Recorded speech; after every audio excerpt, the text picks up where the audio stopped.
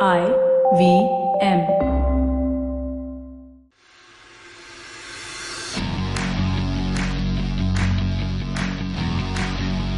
Hello and welcome to this week's episode of the Edges and Sledges Cricket Podcast. I'm your host Ashwin. We have a full house here. Varun is awake a little bit late as we record this in Singapore. DJ, it's the middle of the afternoon on Sunday for him in London. Gents, thanks for joining me. As we were kind of prepping or thinking about talking about this episode, we were last with our listeners. We recorded our last episode after India had lost 2 back-to-back ODIs. You could hear it in our voices. The depression was starting to set in. Our Twitter feed was filled with people upset, annoyed. Oh, here we go again. This feels like the 90s. The 90s jersey means 90s performances, I think DJ said, etc. And here we're sitting. Since we last recorded, India won the 3rd ODI and India won the first 2 T20s. So, Varun, let me come to you. Is this just a life? Like, if we look back over the catalog of almost 150 episodes, is this up and down just the life of an Indian cricket fan? Yeah, it is. I mean, before the first loss, you decide the batting lineup. Then after the first loss, you decide what changes need to be made. After the second loss, you're like, these people need to be flown in from India. And then you win one game and you're like, this is the best batting lineup in the world. We can do it. And it's just normal. As an Indian fan, it's normal. We're always looking to see how we can play better. I think over the last 5 years, we've not been used to starting off series and losing a series before the decider, right? So it was a bit unique for us, but they say cricket is a momentum game, and I think India's gaining momentum at the right time. So let's hope it's good. That's a great line. Well articulated. So although it feels like forever ago, again, we have a lot to cover today, by the way. We're going to talk a little bit about the West Indies versus New Zealand tour. We're going to talk about England versus South Africa. So lots going on. So stay with us. But I'm going to start with the 3rd ODI because, again, as much as it feels like forever ago, we recorded before it was played. DJ, we batted first for the first time. So obviously all 3 ODIs were won by the team batting first in Australia, which says something probably about the players, the form, the momentum, as Varun articulated. But I just want to ask you first, before we get into the details, Mayank Agarwal got dropped, right? He wasn't able to retain his place as the opener. In the second match, I think he made 28. In the first match, he got out cheaply.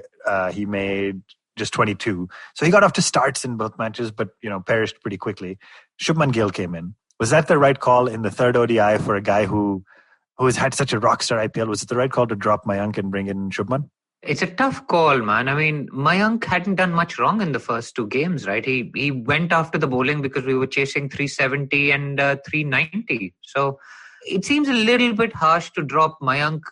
But I don't think it was his performances that got him dropped. I think India wanted to have a look at Shubman Gill and how he played kind of international cricket after a decent IPL, not the greatest IPL. And I don't mind that so much because, I mean, as we've spoken before on this podcast, all of these guys are kind of backups for Rohit, right? Because when Rohit comes back, he takes the spot immediately. So I don't mind giving Shubman Gill some game time. It came at the expense of Mayank. Unfortunate, but I don't mind it so much. Yeah, interesting. Varun, at one point, so Dhawan got out pretty quickly in that match, but at one point, Shubman and Kohli were batting, and they were batting beautifully together, right? They're both very, very good stroke players of the ball. They were both hitting these glorious cover drives. At one point, you and I messaged each other saying, is this the current captain of India batting with the future captain of India? Shubman made 33 off 39. Do you think that's true? Is there merit to that, or is it too early? I mean, it's too early. It's too early. I think, future captain, we've talked about Iyer, we've talked about Rahul. So there's a lot of time before that discussion should even come up. But I do want to say this, that I think Shubman Gill belongs in the ODI squad for India. He may not be there in the short term, next 12 months, but after that, I do believe he's going to be there. I believe he's going to be a great ODI batsman. I really do think that when I see him play, that the ODI format is the format that he's better suited for compared to T20. He's got the technique, he's got temperament. 50 overs, if he gets his eye in, he can pierce the gap. I don't think he's the big 6 hitting batsman, but I really like the guy, and I think there's a future for him in ODIs. I actually don't have anything to add substantive to that, but I want to ask about one point. I'm obsessed with like KL Rahul's long sleeves and Ajinkya Rahane's heavy bat. Why does this guy bat with a towel tucked into his trousers? And he changes the color depending on what jersey he's wearing. Like he was wearing a red towel for India, but he wears a white one for KKR. Ashwin? So it's a fashion statement, bro. but he never uses it. Does he does he sweat excessively or something? Because maybe he sweats excessively from the ass. Maybe it's just wiping up. It's continuously absorbing the ass sweat because it's stuck. But it's hanging out mostly. So I've never seen him use it. But you don't know how much is not hanging, right? Maybe it's just the tip. Maybe it's a full bath towel just stuck in there, and only the tip is hanging out. No, but all I can think of is it's going to come out of his trousers and hit the stumps or something. And it just seems like another way of getting out. It seems I've never seen the guy use it. Anyway, this is just a random deviation from... Maybe the towel's made of sandpaper. Oh, he's in Australia, of course. Exactly. Nice plug. The important discussions we're having here. So Kohli batted pretty well. I want to just go through again, I was watching the game. It started late evening my time. And so after 30 odd overs, when Kohli got out, we were 150 for 5. I'm sitting there saying 5 wickets have fallen. It's only 150 runs. I shut the match and went to bed because it was late. I think it was a work night. Shut the match, went to bed. DJ, what happened next? We've talked about our Pandya at 6, Jadeja at 7, good enough to play international. And my word, they put on exactly 150 runs together, both remaining not out. Walk us through that really quickly. Fantastic, man. We've talked so much about these guys batting one spot too high. Pandya and Jadeja. Pandya, he's not bowling. Is he worth his spot in the team as a batsman? But I think we got our answer in those 2 games that Pandya scored. He scored 90 in the first ODI and 92 not out in the second ODI, just missing his 100 only because Jadeja was going berserk at the other end. So the IPL actually has been a revelation for both these guys on a batting front, right? I mean, we saw Jadeja batting so well for the CSK. We saw Pandya going ballistic for the Mumbai Indians. And it's been great to see that resurgence of Jadeja ever since pretty much he got called bits and pieces, right? From Sanjay Manjrekar. He'd got 100 in Test cricket before that. He was contributing in Test cricket. But the consistent contribution, which is so key for the Indian team going into World Cups coming up in 2021, 2022 and 2023, right? I mean, that is such a great sign for Indian cricket. Unfortunately, he got injured in the first T20, but I'm sure we will discuss that. But just fantastic to see these guys score these runs. And in the absence of Kohli putting up those big scores or a Rohit putting up 100, obviously Rohit isn't there, as we've spoken about before, just really gladdens the heart to see other people contributing and chipping in. Yeah, plenty to discuss about Jadeja and Pandya both, which we'll talk about as it comes to the T20 series. But Varun, defending 302, it was obviously a different ground, different pitch to what we thought, what we saw in the first 2 matches where, 700 run plus matches in both cases. Finch came out, batted pretty well, etc. Maxwell looked like he was going to take the match away from India at some point. But, Bumrah found some form, took 2 wickets, which was great to see. Natarajan, 2 wickets. He was expensive, but picked up 2. But I hate to ask about this guy, and I know I have to. I have to ask you about Shardul Thakur, right? Picked up 3 wickets. He got Steve Smith, he got Moses Henriques, and then he got Sean Abbott later. And he looked fired up. I mean, there's an image, a video of him doing the rounds where he was just fired up. I don't know if he said stuff or was just staring people down when the stuff was said. Or Shardul Thakur, is he we talked about Saini not being one of India's best 3 quicks. Is Shardul one of India's best 3 quicks now? I mean, I would say if the choice is between a Saini and a Thakur, I would play Shardul, right? I would play Thakur because, both can go for 70 runs, but Shardul just has a knack of picking up more wickets. Now, I don't know if people think they can attack him more. His bowling's a little slower, less variation. So people take more risks against him, and so he gets the wickets. And Saini, I think, to me today is pretty much a nothing bowler, right? A guy who can come in and just bowl fast. India's missed that for many years, and if it was 7 years ago, I would have said Saini is invaluable for us. We need the pace bowling. In today's environment, I don't want somebody who bowls 150 consistently and gets hit for 8 runs and over. It's not part of the game plan. It doesn't make any sense. And so that's where Shardul fits in. But yeah, very interesting. I think the one thing that I have to say about India's victories is that when we win by the barest of margins. Maybe that's the nice line to use. And then when we lose by a huge margin. So it's frustrating as an Indian fan. I do want to call out and just say one last thing, that Maxwell has found form, but I found it extremely stupid to try and attack Bumrah when you've got so many other guys yet to bowl. Bumrah's Yorker, fantastic. Credit to Bumrah for bowling a Yorker. But I think Maxwell's stupidity lost them the game because they lost by 10 runs. And I was, in fact, watching the game on my phone on the way to playing tennis. And while I was on the way, I said, this game is over. So, credit to Maxwell's stupidity. That's the reason we won the game. Well articulated. I think the series was done and dusted, but there is a difference between winning 3-0 and winning 2-1. It just is knowing you have a T20 series coming, knowing you have tests coming. I think Australia probably had the ability to step on the gas and take the 3-0, right? A lot of us would have predicted 2-1. Now, some of us may have said in Australia's favor, some in India's favor, but 2-1 is what I guarantee all three of us would have predicted. So it's not a bad scoreline at the end. It's just the way we got hammered out of the series at the start that we were not used to. Yeah, and Varun, let me ask you before we move over from the ODIs to T20s. We've talked about composition a lot. It wouldn't be an Edges and Sledges episode if we didn't talk about India's playing 11, and we've already talked about it. But I've at least said, Hardik needs to improve on his batting to qualify for the 11 as a number 6, as a pure number 6 batsman. 90 in one match, 92 in the other. We're going to talk about T20s as well. Has he done that, or is he well along that journey to doing that now for you?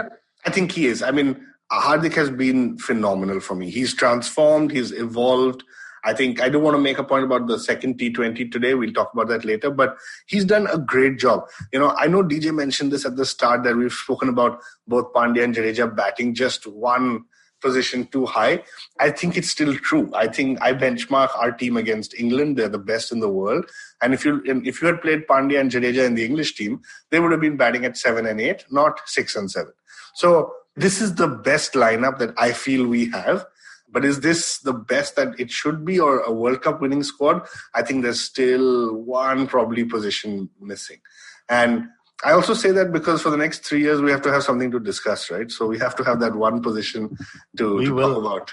Absolutely find positions to discuss. I think it's an interesting one because everything you said is true, but that relies on somebody in your top 6 being able to bowl, or Pandya being able to bowl the full quota. So we've talked that one to death.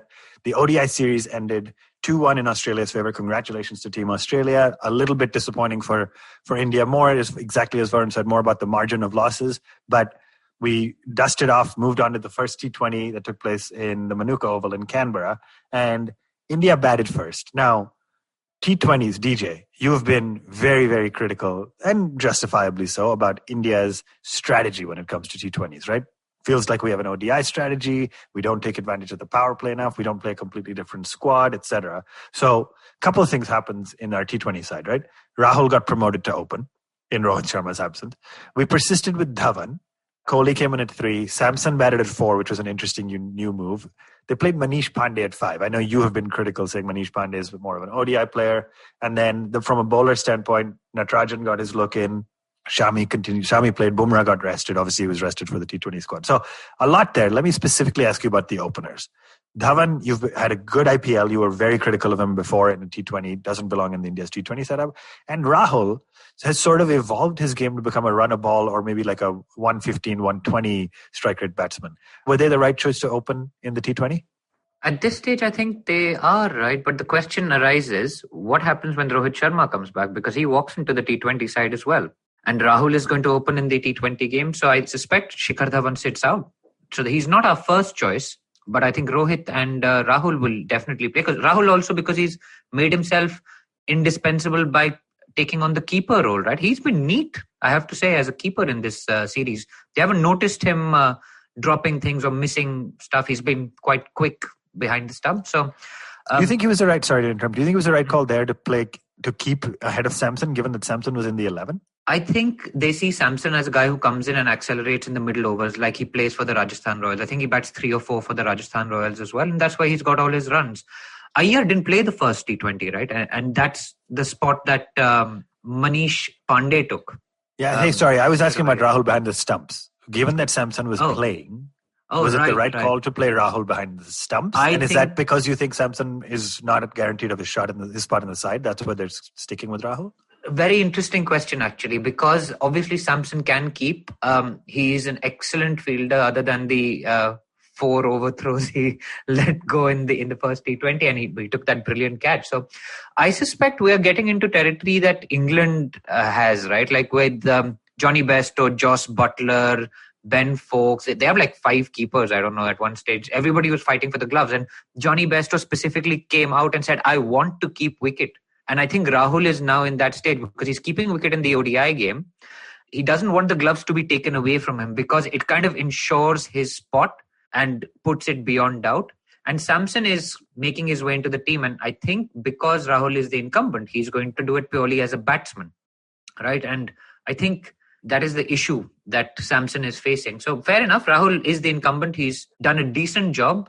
And you can't blame him for wanting to keep the gloves in all forms.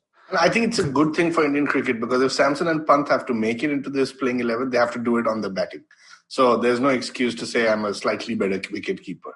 So yeah, and I think Samson is probably a slightly better wicketkeeper, having done it his whole life. He does it at first class level as well. But he has to make it to the team based on his batting solely. Correct. And I like that. And I like that about the team today. Yeah. Varun, so let's talk about Samson's batting then, right? Dhawan failed, Kohli failed, Manish Pandey came in later and failed a little bit. Samson came in, hit a 6 off the first ball, a 4 a couple balls later, and then got out. So 23 of 15. Feels almost exactly like what we expect from Sanju Samson at this stage, right? Did it fall short of expectations given how cleanly and purely he hits the ball? Yeah, it does. It falls short of expectation just because we expect so much from him. He keeps getting these starts. He hits it cleanly. He plays with a more sensible mind than some of his other contemporaries. So Pant. You mean Pant? Yeah. Some of his other contemporaries. I mean, even a Prithvi Shaw, a Rishabh Pant. I like the guy. I've liked the guy since the first day I saw him in like 7 years ago.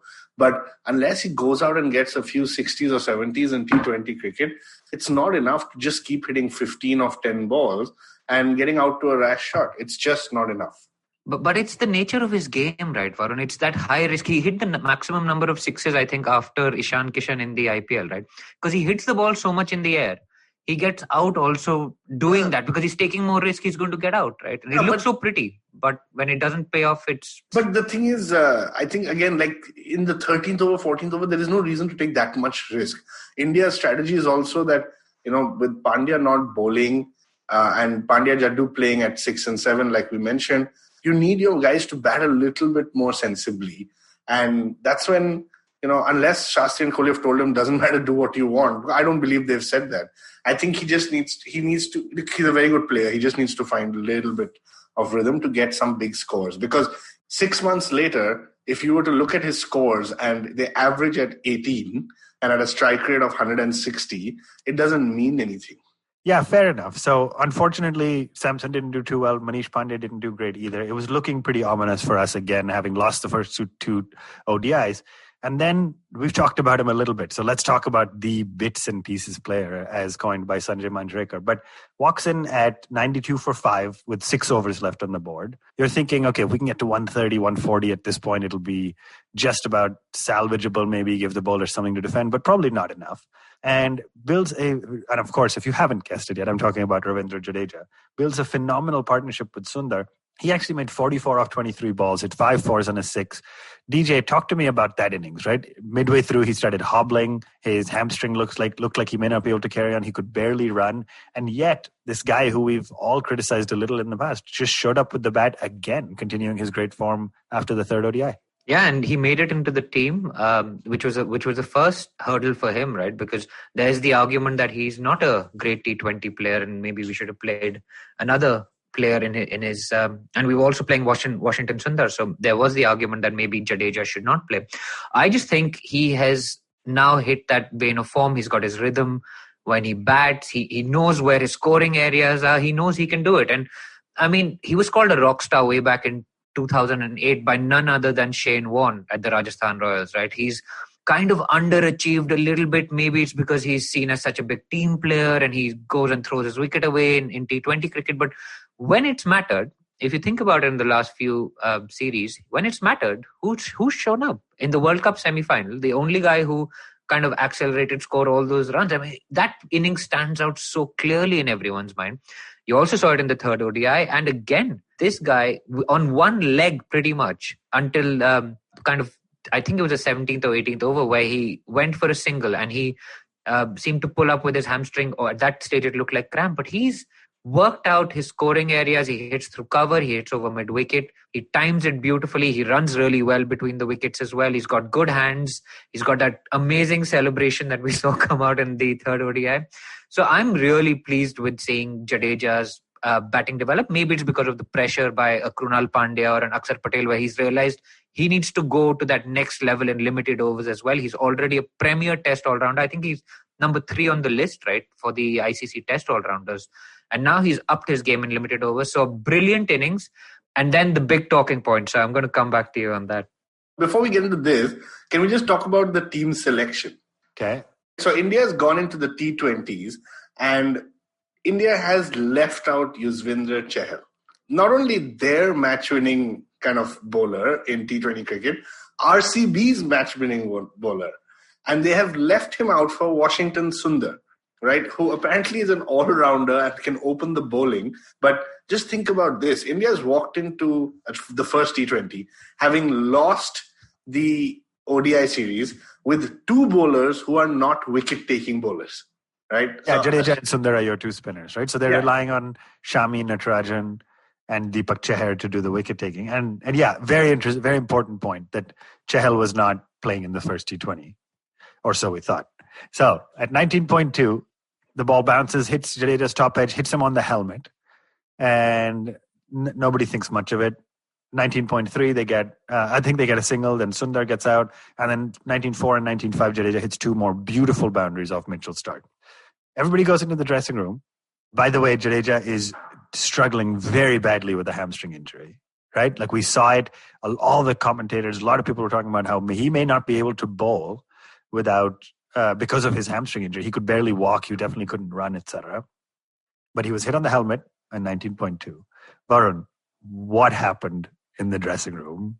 What is what the news reported happened, and what do you think actually happened?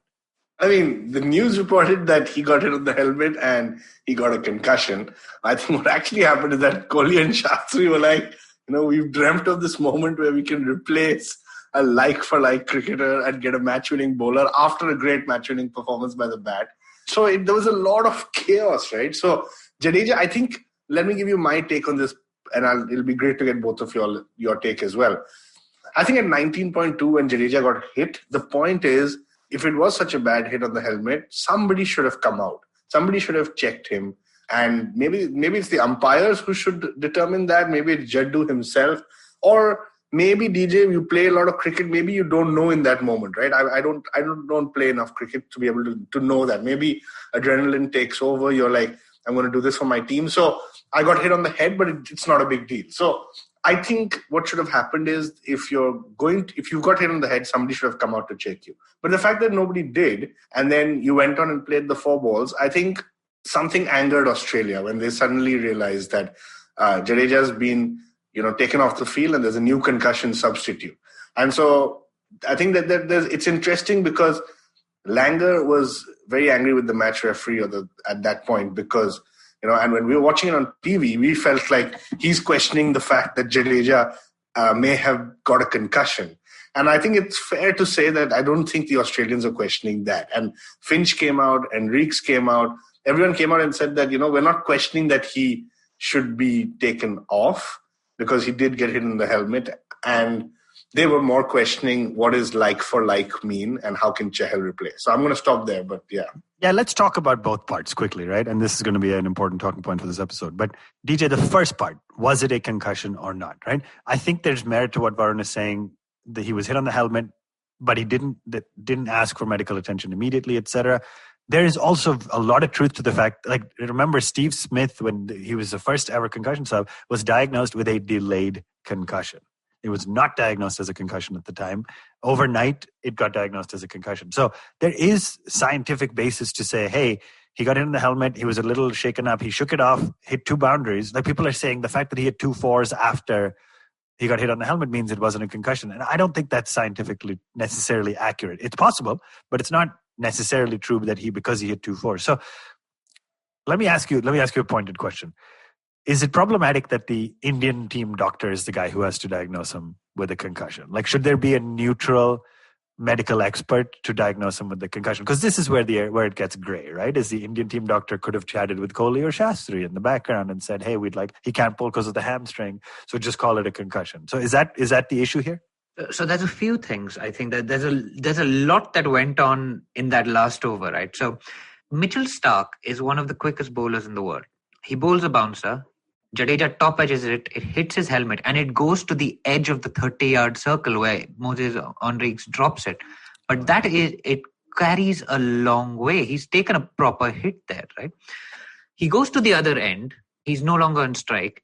So I think just because he wasn't down or it hadn't hit his grill, I think it all got forgotten in the madness of the last over of a T20 innings, right? Then Sundar gets out, they cross over again. Jadeja then smashes the next two for boundaries. But remember, Steve Smith, when he came out to bat in the Ashes, also hit his first ball back for a boundary. He got out, leaving the next one, which kind of everybody thought, okay, that's weird. But so there's that. So, and to answer your pointed question, should there be a neutral expert? I believe that there should be a neutral doctor. Why not? You've got neutral umpires, you've got neutral match referees.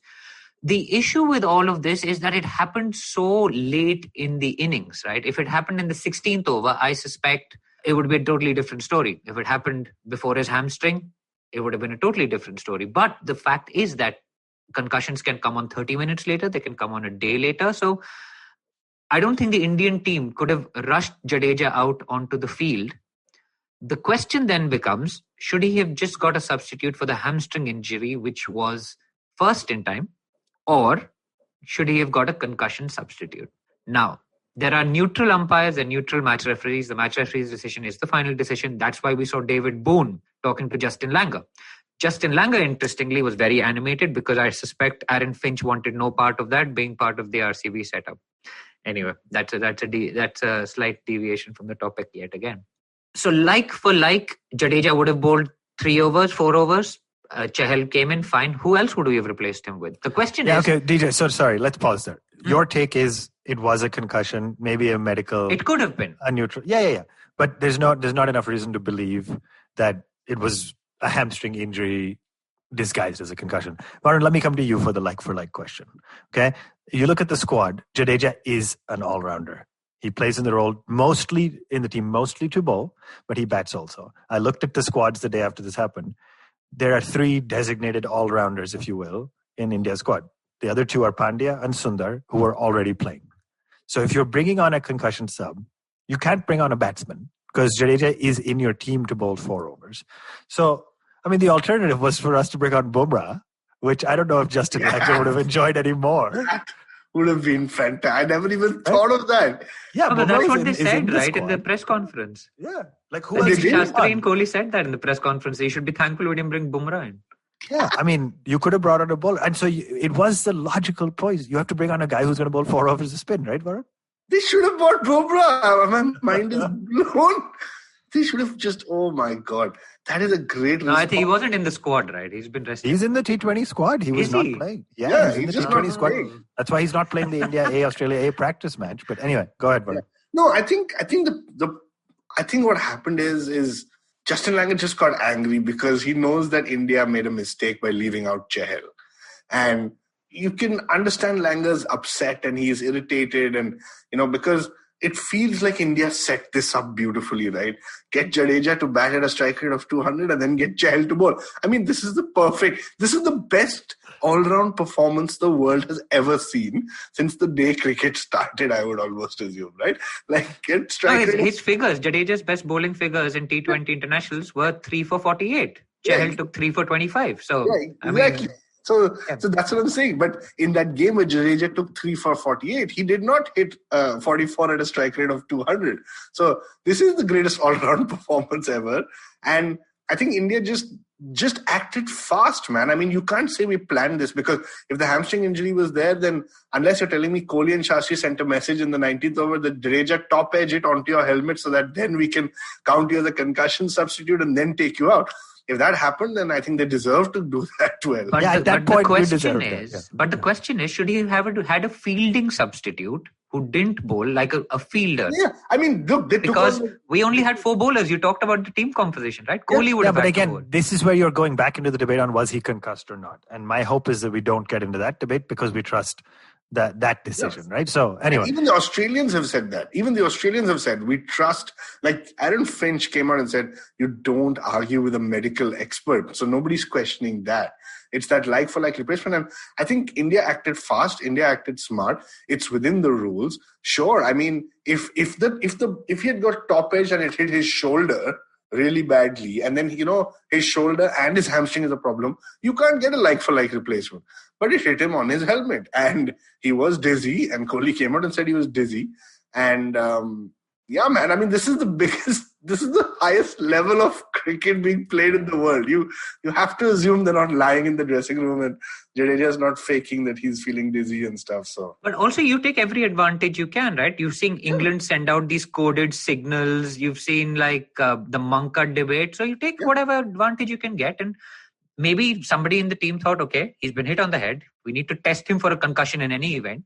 So maybe we should ask for a concussion sub. Yeah, and is David Boone going to say no to that?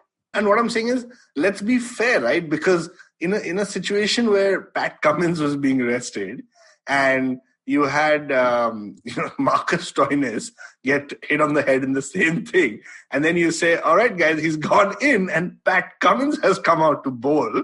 I mean, Kohli would have lost his shit.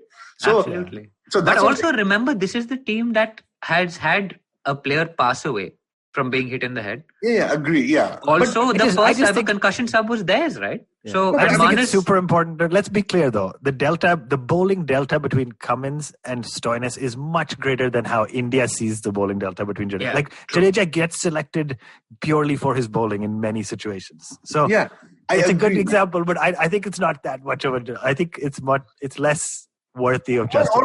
Or Stark. Basically, I use Cummins because he was not playing, but I'm saying pick anyone. It's like saying Stark comes in to replace Moses Henrique's bowling. But maybe Stark comes in to replace Pat Cummins after he scored a 50. Yeah, that's a better parallel. Yeah, and I'm okay with that. They're both quality. Anyway, we can discuss this. That's the thing. So, I mean... But Stark also has a 99 in Test cricket, so maybe that's not the best. No, but I'm just saying that we would have all been pissed. The discussion we would have been having was very different. We would have been saying... he hit 2 boundaries after getting hit on an ass. How could he concussed? 100%. If we were on the other side of this, we would be ripping into Australia. Yeah, exactly. Particularly after sandpaper and sledging and headbutting the line. And where's the elite honesty? Why aren't you dizzy? You should have been on the ground. You shouldn't have been able to. Where was your doctor? But I mean, do you think this is going to ignite that fire which seems to be missing at the moment? I don't know, man. It's all too friendly. Rahul is playing with Aaron Finch's Thorn, and they're it's all too friendly. It's what is happening? That's because they're playing the shorter formats. The fire is coming. But anyway, I think you guys said it right. We would have been upset if we were on the other side. I think we're happy and we made the right call. So all said and done, we could debate this till the cows come home. Phenomenal match. Obviously, we didn't even talk about the end, but Chahal picked up 3 wickets, got man of the match, which was just the icing on the cake. Outstanding first T20I win. This is what we love about the sport, right? The rules will evolve, the strategy will evolve. And hey, if you listen to Edges and Sledges and don't expect a little bit of bias towards India and Delhi, then I don't know what we can tell you. For sure. The greatest concussion sub performance ever. And Manas Labuschagne is gone from the picture. Yep. It's just too good. With that, we're going to take a quick break. We will be back for the second half to talk a little bit more about the happenings in the world of cricket. Stay tuned. And remember, Chelly is a champion. Yeah, Varun, remember that. Remember the name. Hello, everybody. Welcome to another great week on the IVM Podcast Network. If you're not following us on social media, please do. We're IVM Podcast on Twitter, Facebook, and Instagram. It's been an absolutely incredible week on the network. We had so many great guests, so many great episodes. Advertising is dead. We had Faye D'Souza on. Varun took a break for 4 weeks, but what a bang he's back with. Siddharth Deshmukh celebrates the 100th episode of The Traveling Professor. It is an amazing show which I cannot say enough good things about. Please do listen to it. And a different Siddharth on the network, Siddharth Bhatia. He's just been absolutely guest after guest, right? This week, Zoya Akhtar talking about Gully Boy. I couldn't imagine a more interesting conversation. Ragini Kumar is on 2 different episodes this week. She is on Cyrus Says and she is on Edges and Sledges, both in anticipation of her new show, Zindagi Diaries. Do check out her appearance on both of those shows and her new show as well. Tanvi and Shloko, the Millennial Athlete, had a phenomenal episode with Dinesh Karthik and Abhishek Nair. Absolutely riveting stuff, talking about mentorship in many different ways. Definitely do give that a listen. And finally, I have a request to all of you. We have our listener survey going out this week. Every year we send out a listener survey at the end of the year. We're doing it again this year. And we would really appreciate your help in letting us know a little bit more about yourself. Our advertisers are really keen to find out who is listening to us and more about them. Anything that you could do is kept anonymously, and we would really appreciate your help in this. And to sweeten the pot just a little bit, we'll be giving a randomly selected group of participants in the survey some IBM swag. Last year we gave out coffee mugs. What we're going to give out this year is still a surprise. So please do help us out. Would really appreciate that. And with that, let me get you back to your show. Welcome back to the Edges and Sledges Cricket Podcast. We are just cooling down after an animated discussion about the first T20. India went up in the series 1-0. DJ, let's go to the second T20. So obviously we won by defending in the first match, made 160 odd and then defended that. Australia batted first the second time.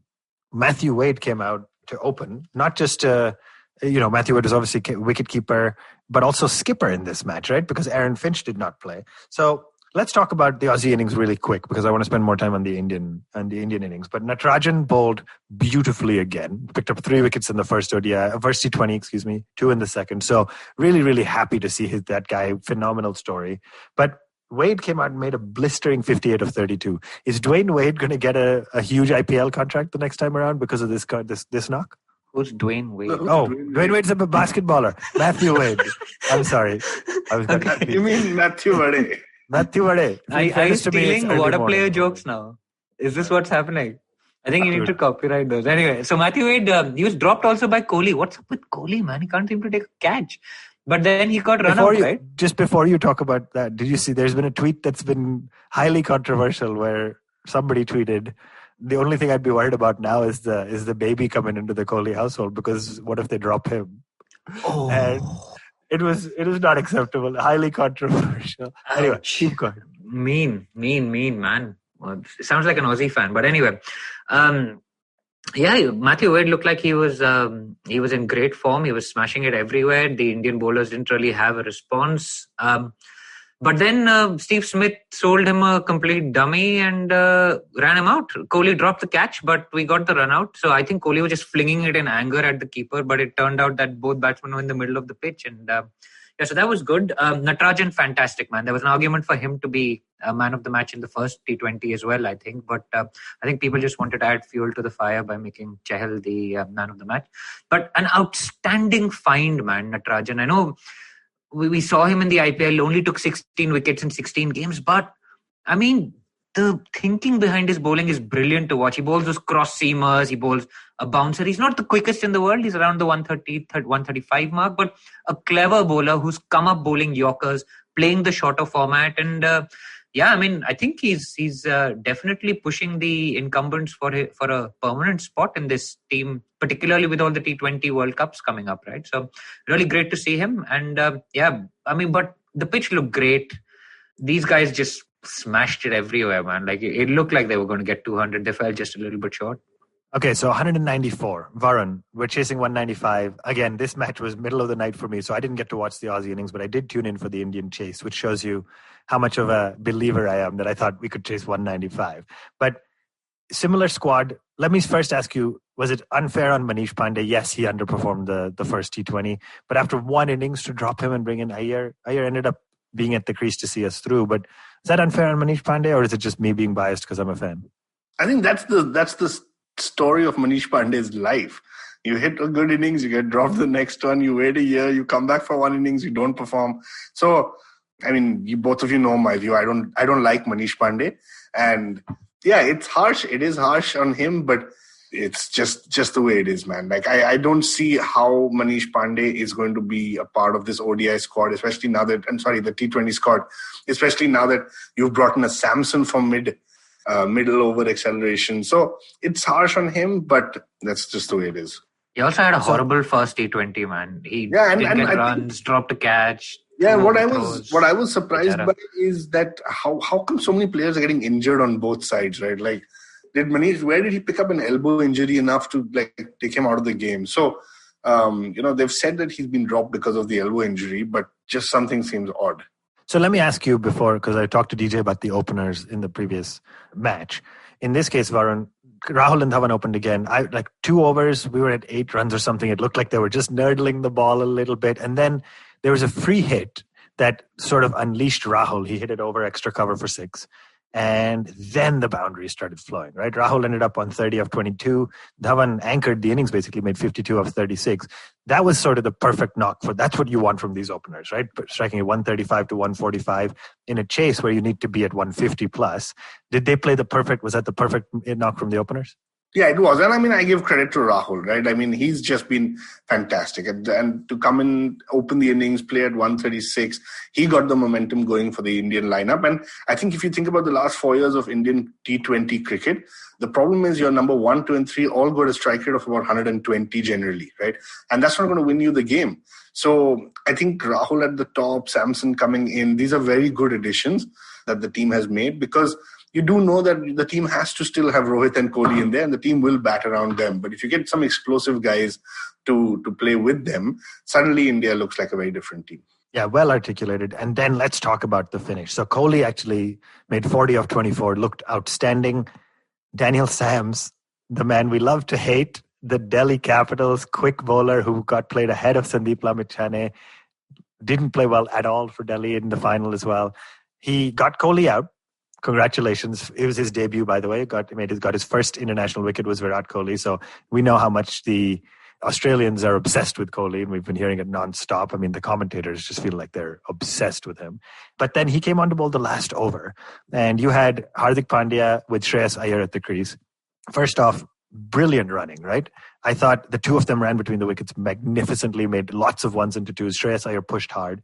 DJ, let me first ask you, was it the right call to send Hardik at 5 and hold Shreyas Iyer back for 6, given that the third wicket fell in the 14th over? So does the time you needed acceleration? I think it was fine. Hardik is obviously the man in form. He's been getting runs in the IPL. He got runs in the ODI game as well, and he's hitting them big, man. So I don't mind that at all. Actually, it was a good call. It shows confidence in the team, saying that you can finish it, and it was a big total to chase. Right, we needed 10 and over, maybe 12 and over when Hardik came in. So no issues with that call. And Iyer gives you that kind of stability towards the back end, because Iyer would obviously knock the singles and twos, and he can hit the big ones if he needs to. But I mean, there's that almost safety blanket of Iyer behind Pandya if anything goes wrong. Varun, how brilliant was Pandya at the end? I mean, Jadeja made the almost 40-odd runs at 200 strike rate in the last game. Pandya did it in this game. 42 of 22 balls, 14 needed of the last 6 balls, and he finishes it in 4 balls. And in the post-match, he just said, I don't want to take it to the end. When he needed 6 off 3 balls, I wanted to finish it with 6 off that third last ball. How brilliant was Pandya today? Yeah, he was good. And what I liked about Pandya today was that he backed himself. He missed a couple of balls. He didn't know what to do in the middle at one point. I think 2 or 3 balls in a row. It was almost Vijay Shankarish from the Nidhas Trophy, where he was swinging and missing. But he backed himself. He changed his bat. And then, seriously, if more than 12 are required of the last over with Pandya to face 6 balls, you're going to back India, any day of the week. So I think it worked. I think what Pandya will, he's evolved so much, and I've loved his journey. He's been transforming. He's been evolving. I think just the last phase for me to see from him is that every ball doesn't need to go for 6. Right, that's the next thing, and he will get there. He has this self-belief. He's working on himself. He's gotten rid of all kind of external, distractions, etc., if you may call it that. And he will become a great player. He's already showing it. So kudos to him. And yeah, I mean, Pandya batting up the order. I mean, again, guys, this is a Rishabh Pant show, so I have to mention him at some point. But how great would this lineup have been if Pant was to walk in after Pandya instead of Shreyas Iyer, right? That is an explosive T20 lineup. So anyway, something to think about, but credit to Hardik Pandya. Or Hardik Pandya. Hardik Pandya sweeping the T20 T20 series. That was the line of the series. How upset do you think that Dettol was that there was no clean sweep in the ODI series? That would have just been such good branding, man. Yeah, actually, it would have been fantastic. Now the T20 series is still open, right? Like, anyway. Yeah, there you have it. So 2 T20s are done. India's won the series, but it seems like DJ wants us to sweep it clean by winning the third T20. I don't even know how to respond when you guys say that on this show. Anyway, third T20 coming up on Tuesday. India's going to look to sweep. Varun, before we lose you really quickly, is India going to play around to the side like Australia did in the third ODI? Is this the chance to say, hey, we won the series, let's mess around with it a little bit, bring in some of the new guys? No, I think they're going to bring Bumrah back in. They're going to clean up Australia 3-0, and they're going to be like, see you for the first day-night test. So I think India's going to take all the momentum they can get. There you have it. Prediction here on Edges and Sledges. We're going to try to win the T20 series 3-0.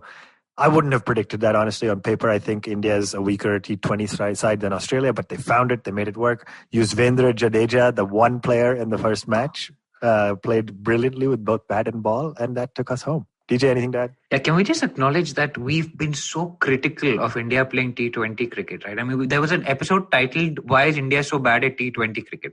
There are underlying issues, yes, with this lineup.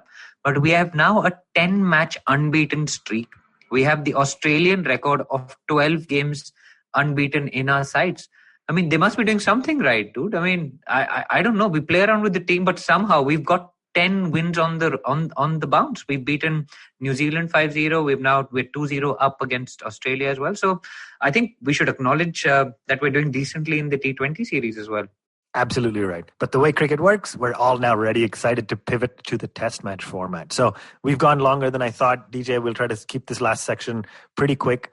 Practice match, India A versus Australia A. First off, I love that it was being broadcasted. The match starts at 5:30 p.m. my time. It was perfect. I was able to watch pretty much all of it. And I tuned in. So its match starts at 5:30. India A is playing versus Australia A. AM or PM?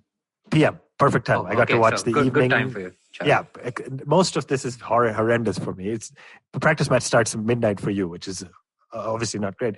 But I got home at like 5:43, 5:44. So 13 or 14 minutes after the first ball would have been bowled. I turned on my TV and it says India's 8 for 2. And I was just like, what happened here? I was ready to watch the match. I thought it'll be, I may have missed an over or two. It turns out I missed 2.5 overs. The future of Indian cricket came out to open, right? Shubman Gill and Prithvi Shaw. And both of them got out for ducks. Prithvi Shaw managed to survive 7 balls, got out for an 8-ball duck. Shubman got out for a first-baller duck. Ooh, I mean, I don't know. Did you watch it? Did you read about it? How depressing is that? I read about it, but what were the dismissals like? Were they kind of horrendous shots or just good deliveries? I don't know. I didn't see them because I got home after they happened and I haven't seen the highlights yet. But, I mean, Shaw edged it because he was caught by Tim Payne, and then Gill was caught in the outfield by Marcus Harris. So, yeah, I don't have any more insight into how poor they were. But I mean, two openers making ducks, not good anyway. Either way, even if it was a good ball, right? Yeah, now who's laughing at all of this is KL Rahul. Yeah, he's absolutely. Like Mayank and Rahul because he's in good form, and I mean, we know how India like to conflate various formats, and Rahul is in the Test squad, and he has scored hundreds in Australia while opening the batting, so he wouldn't mind this. So the reassurance then outwalks the man, the Test player of the time right now, the new wall, whatever we want to call him. Cheteshwar Pujara at 3 makes a great 50, obviously then got out for 54. Vihari at 4 partnered beautifully with him. Now they played Vihari at 4 because Kohli's not playing in the India A match, but he's going to play 6 presumably for the Test. Again, Vihari only made 15, but he looked really good. He tired the bowlers out. He defended when he needed to. He got through a tough partnership. And then Ajinkya Rahane comes out at 5, which is his position in the Indian Test side, makes a magnificent century. So at the end of day 1, he's left unbeaten, 108. India A made 237 for 8. Saha got unlucky. I saw this one. Travis Head was bowling. It pitched clearly outside leg, but there's no reviews no DRS in the A match. So unlucky decision for Saha's duck. 237 for 8. Not great, but given ducks from Shaw, Gill and Saha, could have been worse. Did Pant play? Because he's Test squad, no? Pant is not playing in the India A squad. So what I wanted to ask you about is interesting. So the batting lineup was Shaw, Gill, Pujara, Vihari, Rahane, and Saha as your 7. No, as your 6. Then you have Ashwin at 7, Kuldeep, Umesh Siraj, and Kartik Tyagi. So it'll be interesting to see. Do you think Kartik Tyagi and Siraj are really being considered for tests, or for a practice match, they didn't want to use any of the mainline quicks? No, I think they're managing workload, man. I don't see Karthik Tyagi or Siraj making their test debuts, unfortunately. Not on this tour, because we've got a front line which is stacked. I mean, Umesh definitely is next in line, right? So I don't see either of those guys coming into the squad. Again, they're giving them game time and managing workload for people like Bumrah and Shami and these guys. And Umesh played, right? Umesh played. He's going to bowl. So he's going to be next in line as a third quick. What's interesting then is now there's a final T20, and then this is India A versus Australia A. And worth remembering, next Friday on the 11th of December kicks off India versus Australia A. So that'll be interesting to see. Do they play the full strength 11, or do you still rest a Bumrah, a Shami, etc.? Or does Kohli even play that to get some test match red ball practice before going into the first day-night test in Adelaide? So stay tuned. We will cover that and lots more. Next week will be a deep dive into the test match. Who do we want to play? The preview. I'm so excited. Unfortunately, the day-night tests aren't great time zones for me, but hey, test cricket is test cricket. So speaking of test cricket, DJ, just before we wrap, I want to ask you about the New Zealand versus West Indies tour. So they played their first test in Hamilton. Great to see, just like the India-Australia series. There's some crowds out there, made for a really fun vibe.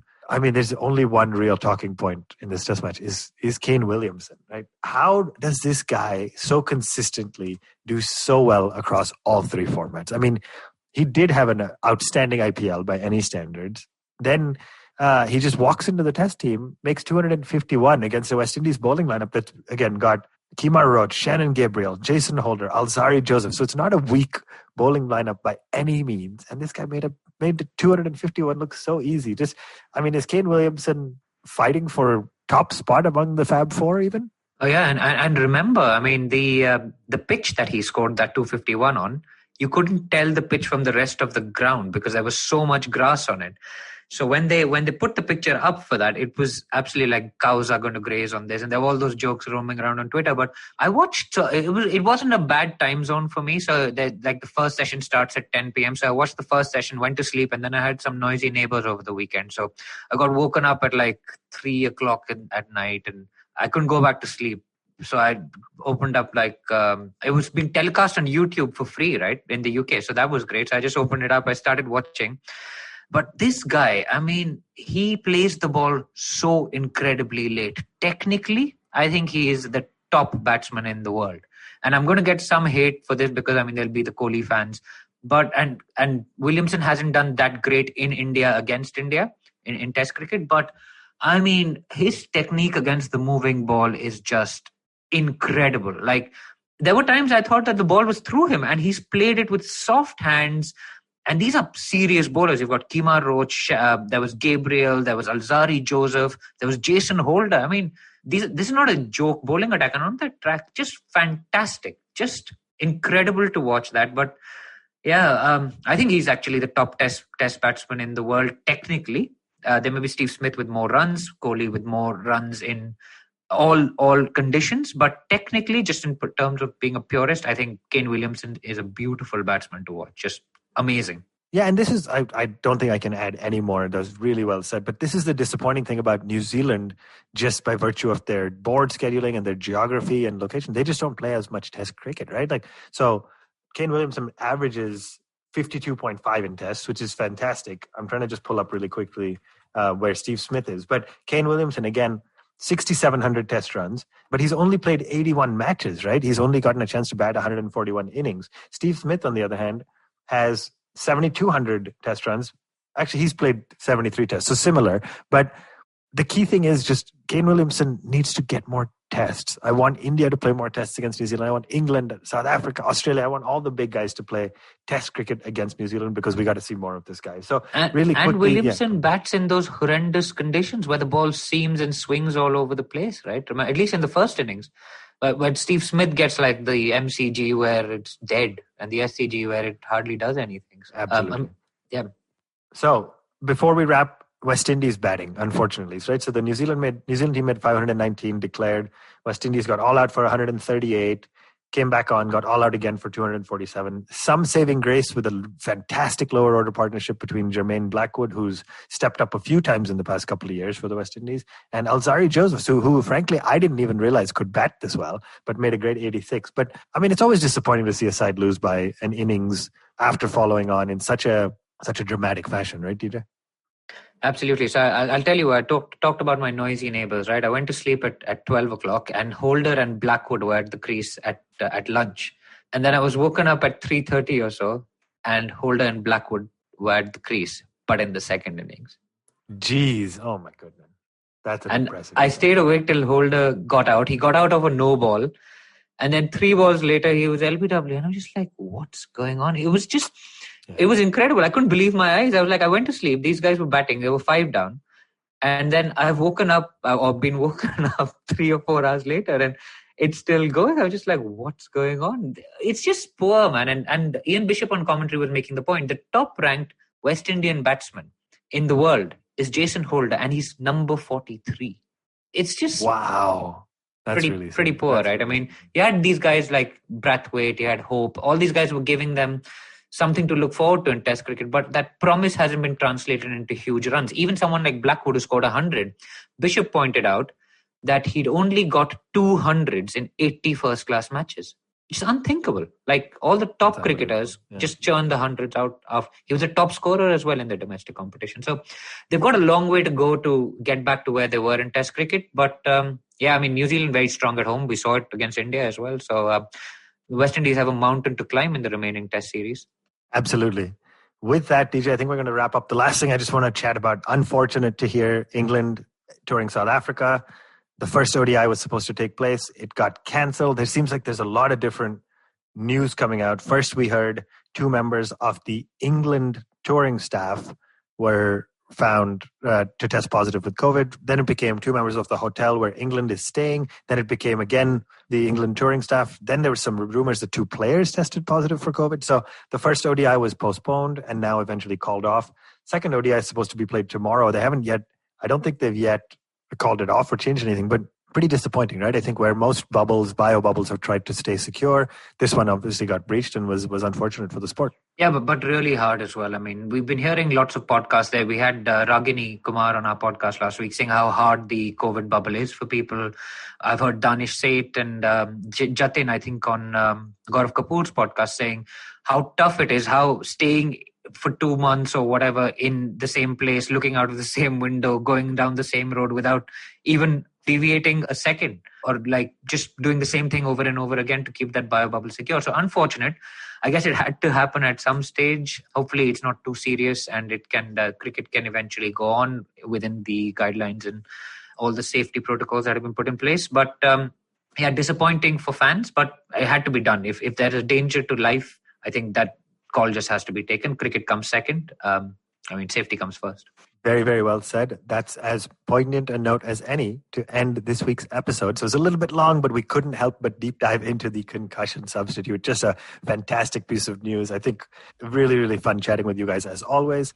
Thank you for listening. It has been an amazing week on social media. We're running a little bit of a contest on our Twitter page, and it's been great to see people participate, share our podcast with their friends, post a review. So again, remember, reviews really help us grow. So if you're a listener and have been listening for a while but haven't found the time to go give us a review, please do. It really helps us grow and it makes it a lot of fun for us to come out putting out episodes for you every single week.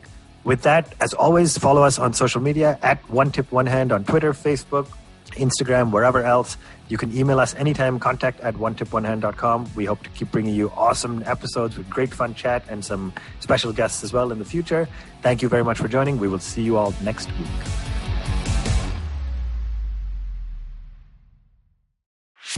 Whether you're an established sports person or a budding one, or simply a sports enthusiast, join us, Tanvi and Shlok. We are 2 passionate pro badminton players talking policy, mindset and everything sport. So tune in to The Millennial Athlete every Monday. Only on the IVM Podcast Network. Trust us, it's gonna be lit. रिश्ते में तो हम तुम्हारे podcast लगते हैं. नाम है football शुटबॉल. Presenting Football Shortball, a show about 3 friends discussing our favorite game over a beer. Sometimes 3, maybe even 5. Hi, I'm Shiva, and with me are my two sidekicks, Gaurav Sapre and Karthik Iyer. Sidekick? You mean like Batman's Robin or Van Persie Robin? No, I mean like Alexis Sanchez, but with a little more skill than just playing the piano. Ha! Just shows how the best players at Arsenal are mere bench warmers at United. Oh, thank you, Iyer. But you're a Fulham supporter, so whenever you say anything to support me, I question my beliefs. Just like how Griezmann would say, एक बार मैंने जो decision ले लिया, तो मैं अपने आप की भी नहीं सुनता. Banter aside, we will talk match reports, transfer rumours, top controversies, fantasy football picks, and so much more. So grab a beer and tune in to Football Should Ball every Wednesday on the IVM Podcast app, website, or wherever you get your podcasts.